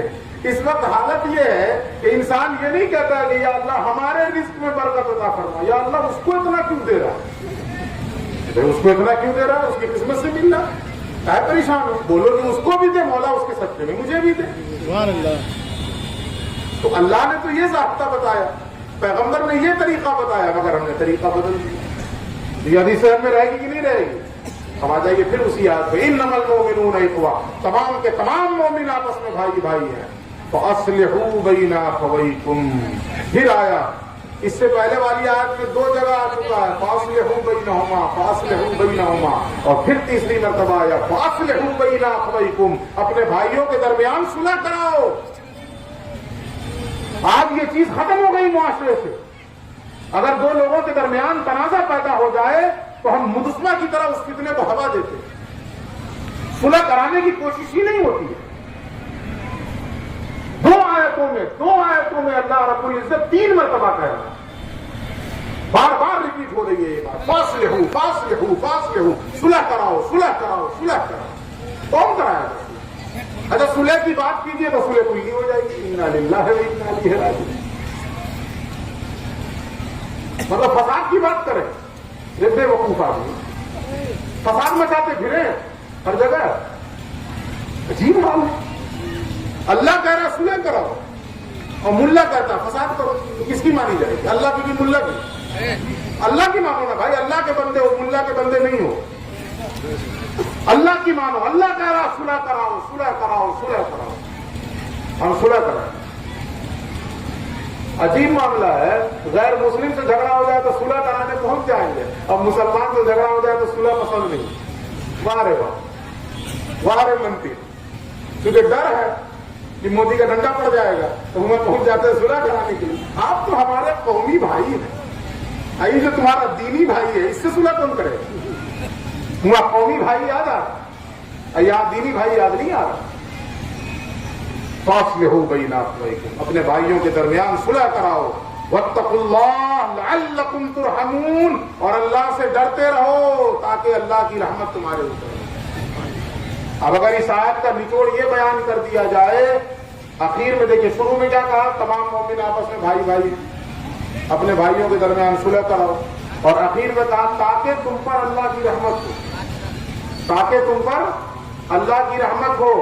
اگر تم مومنین کو آپس میں بھائی بھائی نہیں مانتے اور مومنین کے درمیان صلح کرانے کی کوشش نہیں کرتے تو صاف لفظوں میں سن لو، پھر بجائے رحمت کے اللہ کے عذاب کے مستحق ہو، پھر اللہ کا عذاب اترے گا تمہارے اوپر۔ اگر مومنین کو آپس میں بھائی نہیں مانتے اور مومنین کے درمیان صلح کی کوششیں نہیں کرتے، پھر اللہ کا عذاب اترے گا۔ اللہ کی رحمت چاہیے، بھائی مانو، صلح۔ پھر اگلی آیت کیا ہے، یا ایھا الذین آمنوا لا یسخر قوم من قوم عسیٰ ان یکونوا خیرا منھم۔ اے ایمان والو، ایک گروہ دوسرے گروہ کا مذاق نہ اڑائے، ہو سکتا ہے کہ جس کا مذاق اڑایا جا رہا ہو وہی اللہ کے یہاں زیادہ بہتر ہو۔ یہ ہو سکتا ہے کہ نہیں؟ کسی کو پتا ہے کہ کون اللہ کے یہاں زیادہ بہتر ہے؟ کوئی جانتا ہے؟ اللہ کے یہاں جس کا مقام اور مرتبہ زیادہ ہے یہ کون جانتا ہے؟ کوئی نہیں جانتا۔ تو اللہ رب العزت منع فرما رہا کہ مذاق نہ اڑاؤ۔ ممکن ہے کہ جس کا مذاق اڑایا جا رہا ہے وہی اللہ کے یہاں زیادہ بہتر ہے۔ اور پھر خاص طور پہ عورتوں کے لیے الگ سے آ رہا ہے، وَلَا نِسَاءٌ مِّن نِّسَاءٍ عَسَىٰ أَن يَكُنَّ خَيْرًا مِّنْهُنَّ، اور نہ عورتیں دوسری عورتوں کا مذاق اڑائیں۔ ممکن ہے کہ جن عورتوں کا مذاق اڑایا جا رہا ہو وہی اللہ کے نزدیک زیادہ بہتر ہو، وہی اللہ کے نزدیک زیادہ بہتر ہو۔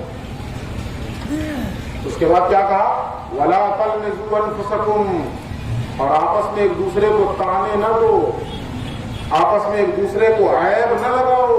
اللہ نے اس سے منع فرمایا۔ ہم کیا کر رہے ہیں؟ عیب لگاتے ہیں، ہم کیا کر رہے ہیں؟ تانے مار رہے ہیں۔ وَلَا تَنَابَزُوا بِالْأَلْقَابِ، اور آپس میں ایک دوسرے کو برے ناموں سے نہ پکارو۔ ہر وہ نام جس سے سامنے والے کو تکلیف پیدا ہو جائے اس سے پکارنا حرام ہے، اور یہ جاہلیت کی رسم تھی۔ اسی لیے دیکھیے آگے آیا نا، بئس الاسم الفسوق بعد الایمان، یعنی کسی کو برے نام سے پکارنا ایمان کے بعد یہ انتہائی برا فسق ہے۔ یہ فسق و فجور جس کو بولتے ہیں۔ ایک حدیث میں آتا ہے کہ جب اللہ کے نبی مدینہ تشریف لائے تو اس وقت حالت یہ تھی کہ مدینے میں ہر شخص کا کم سے کم 2 نام ہوتا تھا، اور کسی کسی کا 3 بھی ہوتا تھا۔ یہ حدیث میں دو نام ہوتے اور کسی کسی کے تین بھی ہوتے، یعنی لوگ مذاق میں رکھ لیتے، جیسے کہ آدمی رکھ لیا جاتا ہے نا. ایک شخص مثال کے طور پہ کسی کا قد پست ہے تو نٹکا نام رکھ دیا اس کا، کسی کا بال ہو گیا تو ٹکلا نام رکھ دیا اس کا، گنجا نام رکھ دیا اس کا. اب اگر سامنے والے کو اس سے تکلیف ہو رہی ہے تو یہ حرام ہے. جیسے شراب پینا حرام ہے ویسے یہ بھی حرام. اللہ فرماتا ہے بئس الاسم الفسوق، نبی نے منع فرما دیا ان چیزوں سے کہ خبردار کوئی کسی کو ایسے نام سے نہ پکارے جس سے اس کی دل شکنی ہوتی ہے، جس سے اس کی دل آزاری ہوتی ہے، جس سے اسے چوٹ پہنچتی ہے. اب اگر پھر اس کے بعد کوئی پکارے تو اللہ کہتا ہے بئس الاسم الفسوق بعد الایمان، ایمان کے بعد تمہارا یہ رویہ، یہ تو فاسقوں اور فاجروں کی علامت ہے، یہ اہل ایمان کی پہچان نہیں ہے، یہ فاسقوں فاجروں کی پہچان ہے. ومن لم يتب فاولئک هم الظالمون. ہاں جس کی غلطی ہو گئی پہلے ہو گئی، اب ایمان کے بعد وہ توبہ کرے، اب قرآن کا حکم آ جانے کے بعد توبہ کرے. اور جس نے توبہ نہیں کی حقیقت میں وہی ظالم ہے، وہی ظالم ہے. ایک اور آیت سن لیجیے، یا ایھا الذین آمنوا اجتنبوا کثیرا من الظن. یہ بالکل لگاتار آیتیں پڑھ رہا ہوں، بیچ میں کوئی فاصلہ نہیں ہے. یا ایھا الذین آمنوا اجتنبوا کثیرا من الظن، اے ایمان والو زیادہ گمان کرنے سے بچو. آج پوری خرابی جو مسلم معاشرے میں ہے اور خاص طور پہ مذہبی لوگوں میں ہے، وہ گمان پہ ہی فیصلے سنا. ان کے سارے فیصلے گمان پر ہیں. پوچھئے کہ تحقیق کیے ہو تو نہیں، تحقیق نہیں ہے. تحقیق کے مقابلے میں ہے کیا گمان؟ حتمی اور یقینی بات تو ہے نہیں، گمان پہ فیصلے کر رہے. اور اللہ کہہ رہا گمان کرنے سے بچو، ان بعض الظن اسم، اس لیے کہ بعض گمان گناہ ہوتے ہیں. تو پہلا حکم تو یہ ہے کہ گمان مت کرو، زیادہ بدگمانی مبتلا ہو. اللہ کے نبی نے ایک حدیث میں فرمایا کہ مومن پر لازم ہے کہ وہ جب بھی اپنے مومن بھائی کے تعلق سے گمان کرے تو خیر کا گمان کرے، اچھا گمان کرے. یہ مومن کے لیے لازم ہے، ہمیشہ اچھا گمان کرے، لیکن آپ الٹ گمان کریں. تو ایک واقعہ آپ لوگوں نے سنا ہوگا کہ دریا میں ایک شخص کو دیکھا جا رہا تھا کہ وہ کشتی پہ سوار ہے اور اس کے بغل میں ایک عورت ہے اور ایک سراہی ہے، اور اس میں سے جو ہے وہ پانی بیچ بیچ میں خود بھی پیتا ہے اور عورت کو بھی پلاتا ہے اور دل لگی کی باتیں کرتا ہے. تو ایک ایسے شخص تھے جو بظاہر نیک تھے، بہت متقی تھے، پرہیزگار تھے. ان کی نظر پڑی تو دل میں خیال آیا کہ یہ کیسا بےہودہ ہے، یہ کھلے آسمان کے نیچے اس قسم کی حرکتیں کر رہا ہے. ایک اجنبی عورت کو بغل میں لیے بیٹھا ہے اور انہوں نے سوچا کہ وہ جو سراہی میں جو کچھ ہے ممکن ہے کہ شراب ہے، اور خود بھی پیتا ہے، اسے بھی پلاتا ہے اور دل لگی کی باتیں بھی کرتا ہے. خیر وہ کشتی میں نہیں، سمندر کے کنارے بیٹھا، دریا میں کشتی چل رہی تھی. اچانک وہ ہچکولے کھانے لگی، لوگوں نے آواز دینا شروع کیا، بچاؤ بچاؤ بچاؤ.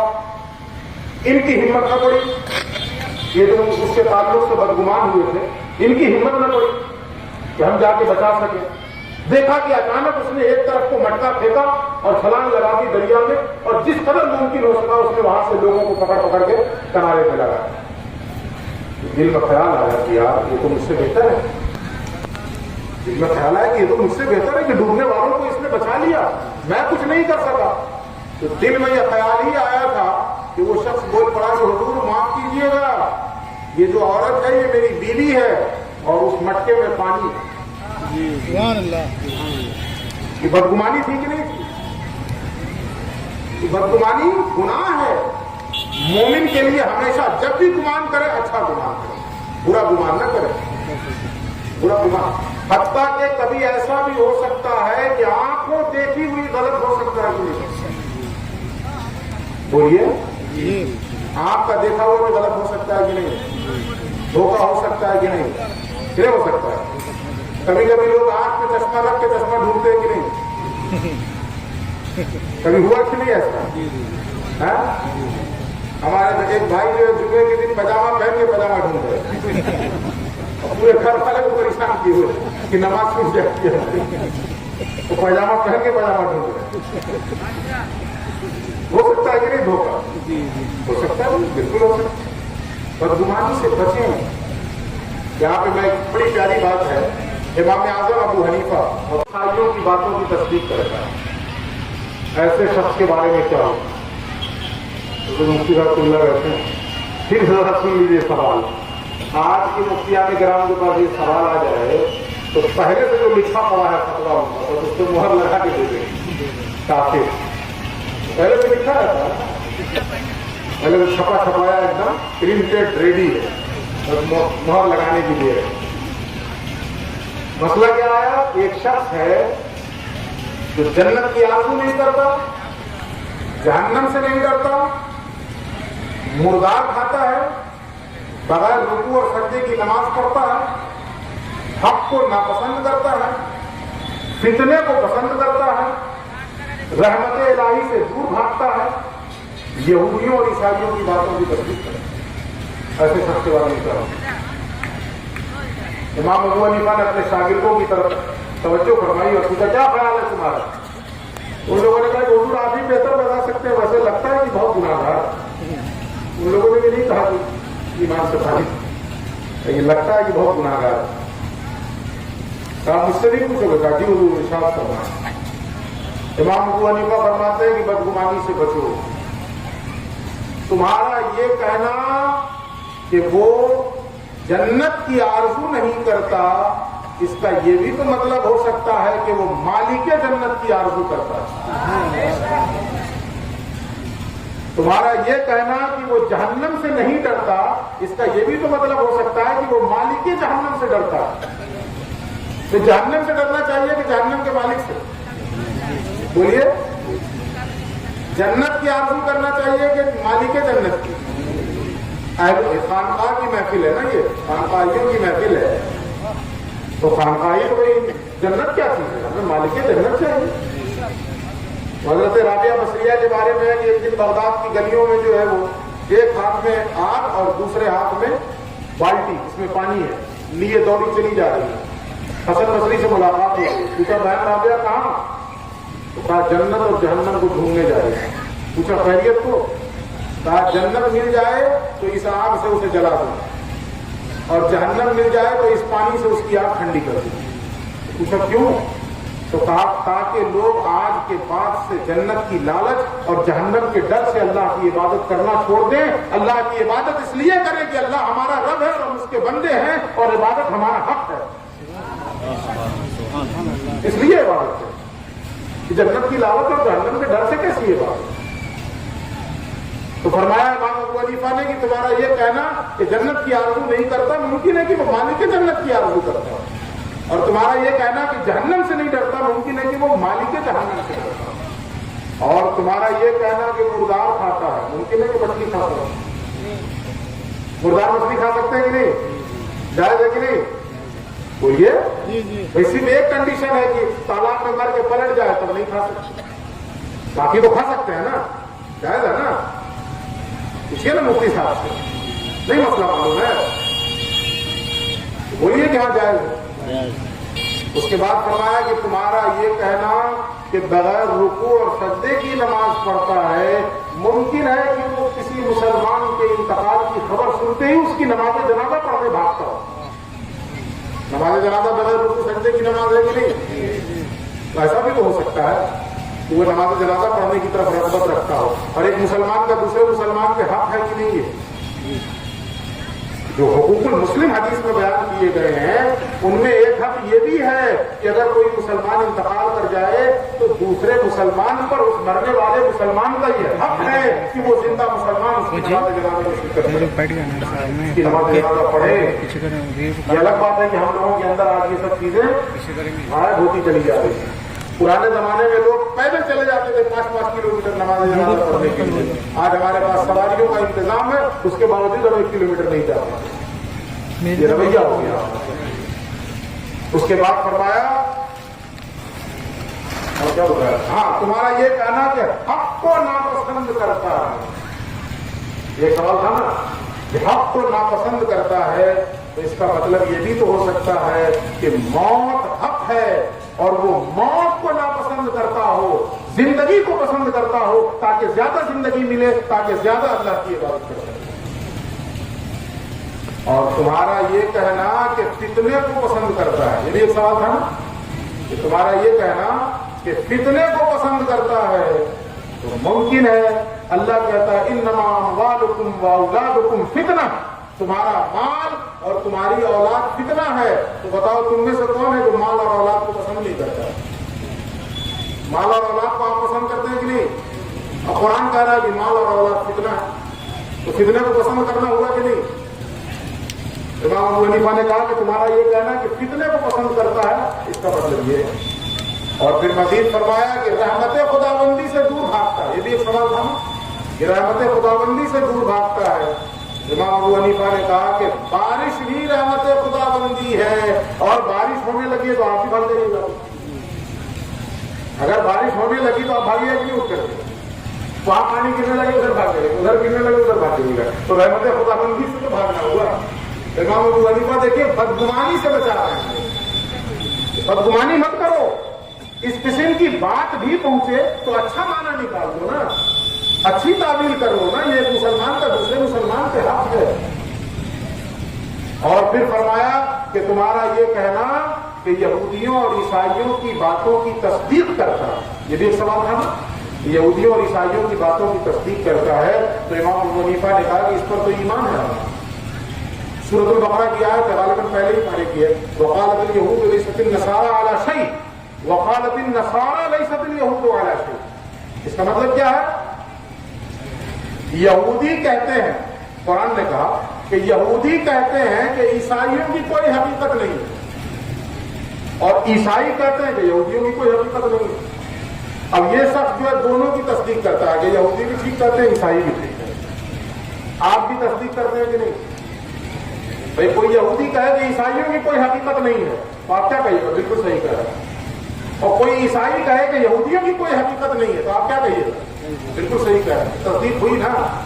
یہ امام ابو حنیفہ کا جواب تھا۔ اس جواب کی روشنی میں پھر آ جائیے پلٹ کے، یا ایھا الذین آمنوا اجتنبوا کثیرا من الظن ان بعض الظن اثم، اے ایمان والو زیادہ بدگمانی کرنے سے بچو، اس لیے کہ بدگمانی گناہ ہے۔ کچھ سمجھ میں آیا؟ بدگمانی کریں گے آج کے بعد سے، کسی کے بارے میں بھی کوئی خبر پہنچے اچھا معنی نکال لیجیے، یہ ایک مومن کی شان ہونی چاہیے، اچھی بات اچھا مطلب نکالیے۔ ایک بات اور یہاں پہ یاد آ گئی، امام ابو حنیفہ ہی کے پاس ایک شخص آیا اور آ کر اس نے کہا کہ حضور میں نے فلاں آدمی کو دیکھا ہے کہ روزے کے دن میں وہ کھا رہا تھا، روزے کے دن میں وہ کھا رہا تھا۔ تو جواب سنیے امام ابو حنیفہ کا، لیکن کیسے ٹال رہے ہیں اس کو؟ آپ اس سے کہتے ہیں ہو سکتا ہے تم نے رمضان کے علاوہ دیکھا ہو۔ اس نے کہا نہیں حضور ہم نے رمضانے میں دیکھا تھا۔ تو پھر امام ابو حنیفہ نے فرمایا ہو سکتا ہے تم نے رات میں دیکھا ہوگا، مغرب بعد دیکھا ہوگا۔ تو اس نے کہا نہیں حضور ہم نے دن میں دیکھا تھا۔ امام ابو حنیفہ فرماتے ہیں کہ ہو سکتا ہے کہ وہ مسافر رہا ہوگا، ہو سکتا ہے کہ وہ مسافر رہا ہوگا۔ اس نے کہا نہیں نہیں حضور وہ مسافر بھی نہیں مقیم تھا وہ۔ امام ابو حنیفہ نے فرمایا کہ ہو سکتا ہے بیمار رہا ہوگا۔ پھر رہتے مجھے اور یاد نہیں، اور بھی اس نے کہا تو اور بھی امام ابو حنیفہ نے جواب دیا، غالباً 8 یا 10 باتیں اس نے کہی اور امام ابو حنیفہ سب کے بارے میں کچھ نہ کچھ پھیرتے رہے اسے۔ جب بار بار امام ابو حنیفہ نے اسے پھیرا، اس کے سمجھ میں نہیں آ رہی تھی کہ بار بار کرا تو نہیں حضور ایسا نہیں ایسے تھا، ایسا نہیں ایسے تھا۔ اچانک اس کا ذہن کلک ہوا، اوہ میرا امام مجھے کہاں لے جانا چاہ رہا ہے اور میں بدبخت کہاں اٹکا پڑا ہوں۔ جب اس کے ذہن میں وہ چیز کلیئر ہوئی ہے تو وہ فوراً تائب ہوتا ہے، شرمندہ ہوتا ہے اور کہتا ہے حضور آپ ہی صحیح کہہ رہے ہیں، مجھ سے غلطی ہو گئی۔ بتانے کا مطلب کیا ہے؟ بدگمانی سے بچیے کسی کے بارے میں۔ یہ کیا کم ہے کہ وہ رسول کا امتی ہے، وہ رسول کا امتی ہے، نبی کا نام لیوا، اس کے تعلق سے بدگمانی سے بچیے۔ تو اللہ فرماتا ہے بدگمانی گناہ ہے۔ اس کے بعد اللہ کیا کہتا ہے؟ اگلا حکم ولا تجسسوا، اور تو ہمیں نہ لگو۔ پہلے تو کہا بدگمانی نہ کرو اور پھر اس کے بعد کہا تو ہمیں نہ لگو۔ یہ دیکھیں دونوں کی ترتیب میں بھی حکمت ہے۔ ہم لوگوں سے ہوتا ہے کہ ہاں سب سے پہلے بدگمانی کرتے ہیں، اب بدگمانی کے بعد ٹو ہونے لگ جاتے ہیں۔ جیسے مثال کے طور پہ ایک شخص کو ہم نے دیکھا کہ وہ بائک پر کسی عورت کو بٹھا کے جا رہا ہے، بدگمانی کر لی ہے، کس کو بٹھا کے جا رہا ہے، کون ہے یہ؟ اب بدگمانی ہوئی ہے، اس کے بعد پیچھے اپنی بائک لے کے دوڑ گئے، اس کی یہ ہوا ٹو ہونے لگنا، دیکھیں یہ جاتا کہاں، یہ ٹو ہمیں لگنا ہو۔ اللہ نے اس سے ہی منع فرمایا، پہلے تو کہا بدگمانی ہی نہ کرو، پہلے تو حکم دیا کہ بدگمانی ہی نہ کرو، لیکن اگر بتقاضائے بشری کوئی برا گمان آ بھی گیا تو اس کو جھٹکو، ہم جھٹکتے نہیں، ہم ٹو میں لگ جاتے ہیں، ہم دوسرے حکم کے خلاف کرتے ہیں۔ پہلے حکم کے خلاف کیا، بدگمانی کی، اب بدگمانی جب ہوئی تو پھر ٹو میں لگ گئے، جبکہ اللہ نے اسے ہی منع کیا تھا۔ اچھا جب ٹو میں لگیں گے آپ کسی کے بھی تو دیکھیے سراپا حسن عمل تو کسی کی ذات نہیں، ذرا سا عیب تو ہر آدمی میں رہتا ہے۔ کوئی آدمی ایسا ہے جو بے عیب ہے؟ ہم لوگوں نے بچپن میں پڑھا تھا اللہ ایک ہے، اس کے بعد پاک اور بے عیب ہے، یہ تو اللہ کی شان ہے۔ آپ ملا میں ڈھونڈ رہے ہیں کہ بے عیب ملا مل جائے، کہاں سے مل جائے بھائی؟ ذرا سا عیب تو ہر آدمی میں رہتا ہے، ذرا سا نقص تو ہر شخص میں رہے گا، کمی نہ کمی تو ہر شخص میں رہے کچھ نہ کچھ۔ تو پہلے تو منع کیا ٹو میں نہ لگو، لیکن اگر پھر لگ جائے ٹو میں، جب ٹو میں لگیے گا تو کچھ نہ کچھ تو ملے گا نا، ٹھیک ہے، جتنا آپ سوچے تو اتنا نہیں ملے گا، لیکن 1% کچھ نہ کچھ تو مل جائے گا۔ اللہ نے پہلے منع کیا بدگمانی نہ کرو، گھر بیٹھ، پھر منع کیا ٹو میں نہ لگو، پھر لگ گئے، دو حکم کی خلاف ورزی ہوئی۔ اور جب ٹو میں لگے تو کچھ مل بھی گیا، کچھ پتا بھی چل گیا، تو آگے اللہ کہتا وَلَا يَغْتَبْ بَعْضُكُمْ بَعْضًا، جب جو چیز تمہیں مل گئی ہے اسے دوسروں سے بیان نہ کرنا،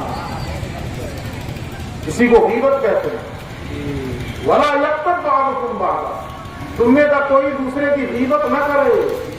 غیبت یہ نہ سمجھیے، آپ میں سے بہت سے لوگ وہ ہوں گے جو یہ کہیں گے جی ہم جو بیان کیے ہیں میں قسم کھا کے کہہ رہا ہوں کہ وہ برائی اس کے اندر ہے، میں غیبت تھوڑے کر رہا ہوں۔ بولتے ہیں کہ نہیں بولتے ہیں لوگ؟ میرے بھائی غیبت اسی کو کہتے ہیں کہ سامنے والے کے اندر وہ برائی ہے اور پھر آپ نے بیان کیا، اسی کو غیبت کہتے ہیں۔ یہ نبی کا فرمان ہے، اس لیے کہ جب نبی نے منع کیا کہ تم میں کا کوئی شخص دوسرے کی غیبت نہ کرے تو کسی نے پوچھ لیا یا رسول اللہ جو برائی اس کے اندر دیکھی جائے کیا اسے بیان کرنا غیبت ہے؟ تو حضور فرماتے ہیں اسے ہی بیان کرنا غیبت ہے، جو اس کے اندر نہ ہو اور اسے تم بیان کرو تو یہ تو بہتان ہے، تم نے بہتان لگایا اس کو۔ اور دیکھیے قرآن کیسا کلام معجز ہے، کیسا معجزہ ہے۔ ترتیب دیکھیے، اللہ نے منع کیا بدگمانی نہ کرو، گھر بیٹھے تو اللہ نے منع کیا ٹو میں نہ لگے، ٹو میں بھی لگ گئے تو کچھ نہ کچھ ملے گا، تو اللہ نے منع کیا غیبت نہ کرو، بیان نہ کرو، اسے پردہ ڈال دو، چھپا لو اسے۔ اور اگر چھپا لیا کسی نے تو حدیث موجود ہے جس نے اس دنیا میں کسی اپنے مسلمان بھائی کے عیب کو چھپا لیا کل قیامت کے دن اللہ اس کے عیب چھپا لے گا۔ ہم میں سے کون شخص ہے جس کی یہ آرزو نہ ہو کہ کل قیامت میں اللہ میرے عیب چھپا دے؟ ہر شخص کی آرزو ہے کہ نہیں کہ کل قیامت کے دن اللہ میرے عیبوں پہ پردے ڈال دے؟ جیسے آج اللہ پردہ ڈالے ہوا ہے کہ نہیں پردہ؟ بولیے، اگر پردہ اٹھا دینا اللہ رب العزت تو سماج کو چھوڑیے بیوی بچوں کے سامنے منہ دکھانے کے لائق نہیں رہیں گے، بیوی بچوں کے سامنے منہ دکھانے کے لائق نہیں رہیں گے۔ یہ اللہ کی شان ستاری ہے کہ اس نے ہمارے عیبوں کو چھپا رکھا، تو جیسے اس نے دنیا میں عیب چھپا رکھے ہیں، یہ آرزو ہے کہ نہیں کہ کل قیامت میں بھی اللہ عیب چھپا لے؟ ہے نا آرزو، یہ تمنا ہے نا کہ کل قیامت میں بھی اللہ عیب چھپا لے؟ تو اس کے لیے کرنا کیا ہوگا؟ دنیا میں جس کسی کا عیب پتا چلے اسے دوسروں سے بیان مت کیجیے بلکہ اس کے عیبوں پہ پردہ ڈالیے۔ دنیا میں ہم اللہ کے بندوں کے ساتھ جو رویہ رکھیں گے کل قیامت کے دن اللہ ہمارے ساتھ وہی معاملہ کریں گے۔ اگر ہم یہاں لوگوں کے عیب چھپائیں گے کل قیامت میں اللہ ہمارے عیب چھپا دے گا۔ ہم یہاں ڈھڈورا پیٹیں گے تو ہم کتنے لوگوں کے سامنے عیب کسی کا کھول دیں گے؟ 1000 2000 5000 10,000 اتنے ہی لوگوں کے سامنے نہ کھول پائیے گا، फेस बुक पे भी डाल दीजिएगा तो आपके फेसबुक फ्रेंड में 5,000 होंगे, उनके फ्रेंड में 5,000 होंगे, 50,000 में पहुंचा दीजिएगा, 1 लाख में पहुंचा दीजिएगा। लेकिन इसके बदले के तौर पे जब क़यामत में अल्लाह आपके ऐप खोलेगा, मेरे ऐप खोलेगा, तो वहां 10,000 50,000 नहीं होंगे, अव्वलीन से लेकर आखिरीन तक, आदम से लेकर आखिरी इंसान तक मैदान क़यामत में मौजूद होगा और इन सब के सामने हमारे ऐप खुल जाएंगे। तो सोचिए क्या होगा। इसलिए अल्लाह ने कहा वला यस्तरफा, कोई एक दूसरे की ग़ीबत न करे, एक दूसरे का ऐब जाहिर न करे। और अगर किया ग़ीबत तो देखिए कितनी सख्त वईद है इस पर।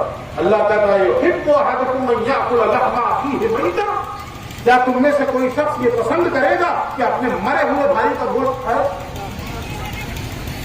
ये सिर्फ धमकी नहीं है, ग़ीबत करना गोया अपने मुर्दार भाई का गोश्त खाना।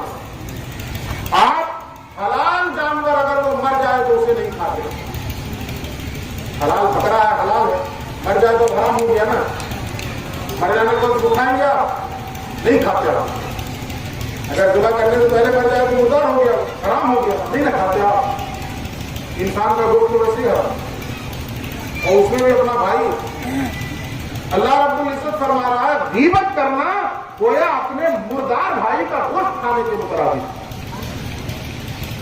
तो हर शख्स ना पसंद करता है इस चीज को। अगर आपका भाई मर जाए और कोई कहे बहुत भूख लगी है, जरा बना लो अच्छी रोटी है, पसंद कीजिएगा इस चीज को, उसका मुंह नोच लीजिएगा बोलने वाले, और उसी भाई की ग़ीबत कर रहे होते हैं जिंदगी में, उसी भाई के ऐबों को जाहिर कर रहे होते हैं, उसी भाई के ऐबों को उछाल रहे होते हैं। इन रवैयों से भाग आइए। अल्लाह रब्बुल इज्जत फरमाता है जो कुछ हुआ तो हुआ, आज सच्ची तौबा करें। जो कुछ हमारे अंदर ये खराबियां पाई गई, हम उससे अल्लाह की बारगाह में निरामत के साथ तौबा करें। इन्नल्लाह तव्वाबुर रहीम, यकीनन अल्लाह रब्बुल इज्जत तौबा कबूल फरमाने वाला और रहम करने वाला। तो ये वो बातें हैं जो एक आइडियल सोसाइटी के लिए जरूरी है। अगर हम में का हर शख्स इस किरदार का हामिल हो जाए, हर शख्स बदल जाए, तो बताइए ऑटोमेटिकली मुआशरा खूबसूरत हो जाएगा कि नहीं? ऑटोमेटिकली समाज एक ऐसा समाज बन जाएगा जिस समाज को हम बजा तौर पर इस्लामी समाज कह सकते हैं। बजा तौर पर हम उस समाज को और उस सोसाइटी को इस्लामी समाज और इस्लामिक सोसाइटी का नाम दे सकते। लेकिन आज हमारी हालत बिल्कुल उसके उलट है। नतीजे के तौर पर जो कुछ हमारे साथ हो रहा है वो हमारी नजरों के सामने। तो मेरे भाई, इन्नल्लाह ला युग़य्यिरु मा बिक़ौमिन हत्ता युग़य्यिरु मा बिअन्फुसिहिम, अल्लाह रब्बुल इज्जत उस वक्त तक किसी कौम की हालत नहीं बदलता जब तक वो कौम खुद अपने आप को न बदले। तो हमारी जो इस वक्त हालत है ना, ये हमारे अपने अमाल का नतीजा है, ये हमारे अपने किरदार का नतीजा है कि हम अपनी ज़बान से अपने आप को मुसलमान तो कहते हैं, लेकिन हमारे शब रोज के जो अमाल हैं, हमारी जिंदगी की जो चलत फिरत है, कहीं से भी उसमें इस्लाम की बूद बात नहीं पाई जाती, इस्लाम की खुशबू नहीं पाई जाती। इसलिए खुदारा सिर्फ नमाजों से ही मुस्लिम नहीं होंगे। इस्लाम का एक पार्ट इबादत भी है, लेकिन उसी इस्लाम का एक पार्ट अखलाकियात भी है, उसी इस्लाम का एक पार्ट मुआमलात भी है। तो हम अखलाकियात में भी मोमिन बने, मुआमलात में भी मोमिन बने। जो शख्स अल्लाह के महबूब और अल्लाह की दोस्ती के मकाम पर फायज होता है, वो सिर्फ नमाज रोजे ही से नहीं, नमाज के साथ साथ अखलाकी एतबार से भी वो बुलंद होता है, मुआमलात में भी वो बुलंद होता है, उसके अंदर इंकिसारी होती है, उसके अंदर आजिज़ी होती है, तब वो अल्लाह का महबूब होता है। आज जिनका हम उर्स करने बैठे हुए हैं, हजरत बड़े मौलाना अलैहि रहमतुल्लाह, मुझे कारी साहब बिल्ला ने बताया कि सारी जिंदगी इस बात पर अड़े रहे कि हमारा मकान मिट्टी के अलावा और किसी चीज का नहीं होना चाहिए। कहाँ मिलेंगे ऐसे लोग आज के जमाने में? आज के जमाने में असल तरबियत का नतीजा है ना, इस खानकाह से वाबस्ता। मैं खानकाह मुअज़्ज़म की बात बताऊं, 2 सफर कबल जब हाजिर हुआ खानकाह में हुजूर साहब सज्जादा से, दिन में, हालांकि आपका मामूली है कि असर के बाद तशरीफ रखते हैं, लोगों से मुलाकात होती है, लेकिन दिन में मुझे निकलना था तो मैंने खबर भिजवाई कि हुजूर इजाजत चाहता हूँ और शरफ़ मुलाकात चाहता हूँ। तो आप जो अपना नमाज खलवत खाना है उसमें तशरीफ रखते हैं दिन में, उसमें आपने बुलवाया। खैर मैं वहाँ गया तो मैं नजर उठा के देखा तो बहुत कदीम इमारत है, बहुत पुरानी इमारत, تو ہم نے ذکر باتوں میں ہم نے عرض کر دیا کہ حضور یہ بہت پرانی عمارت ہے، اب اس کی توسیع کب کروا رہے ہیں؟ تو جواب آپ کا کتنا خوبصورت تھا. آپ نے فرمایا کہ توسیع یا اس میں نئی تعمیر تو آج چاہیں تو آج ہو جائے، لیکن اس عمارت میں جو ہمارے مشائخ کے انفاس کی برکتیں ہیں وہ برکتیں میں کہاں سے لاؤں؟ یہ حضور صاحب کا جواب. اس عمارت کے اندر جو ہمارے بزرگوں اور ہمارے مشائخ کے انفاس کی برکتیں ہیں ان برکتوں سے میں کیوں محروم ہوں؟ آنے والی نسل جو کرنا ہے کرے گی، میں نہیں کروں گا. یہ جواب حضور صاحب میری آنکھوں میں آنسو آ گئے، قربان ہو گیا. تو یہ بڑے مولانا کی فصل تربیت کا نتیجہ کہ پکا مکان نہیں بننے اور مٹی کے مکان میں زندگی گزارنے. یہ اللہ والے ہوتے ہیں جو معاملات میں بھی مومن ہوتے ہیں. تو یہ چند باتیں ہم نے اسلامی اخلاقیات کی روشنی میں آپ کے گوشے گزار کرنے کی کوشش کی ہے، اس امید کے ساتھ کہ اللہ رب العزت سب سے پہلے مجھے عمل کی توفیق بخش دے، اور اللہ رب العزت صاحب عرس کے صدقے اور جملہ مشائخ کے خانوادہ مدید کے صدقے ہم تمام سامعین کے دلوں کی دنیا بدل دے، اور ہمارے اندر بھی اسلامی اخلاق و آداب اللہ رب العزت پیدا فرما دے. دوران گفتگو جو کچھ اچھی باتیں میرے منہ سے نکلی ہیں اس میں میرا کوئی کمال نہیں، وہ اللہ کی عطا ہے. جو کمیاں کوتاہیاں ہو گئی ہیں وہ میری جانب سے، میں ان کمیوں اور کوتاہیوں کے لیے اعلانیہ توبہ کرتا ہوں. استغفر اللہ ربی من کل ذنب واتوب الیہ وآخر دعوانا ان الحمد للہ رب العالمین. السلام علیکم ورحمۃ اللہ وبرکاتہ.